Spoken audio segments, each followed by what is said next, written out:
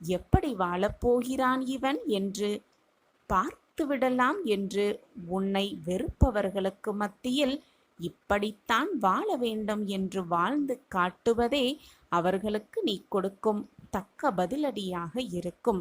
அதை புரிந்து கொண்டு மற்றவர்கள் உன்னை உதாசீனப்படுத்தி விட்டார்களே என்று மனம் நொந்து போய் அப்படியே சரிந்து உட்கார்ந்து விடாமல் தைரியமாக எழுந்து போராடு.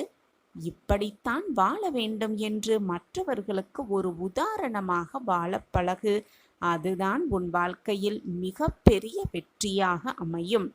காலங்கள் மாறினாலும் காட்சிகள் மாறினாலும் நீ கொண்ட லட்சியத்தை மட்டும் மாற்றவே மாற்றாதே.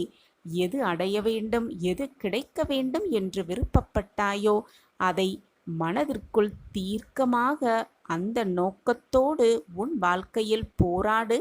ஓடிக்கொண்டே இரு, போராடிக்கொண்டே இரு. நிச்சயமாக நீ இழந்த இழப்பை அடையலாம்.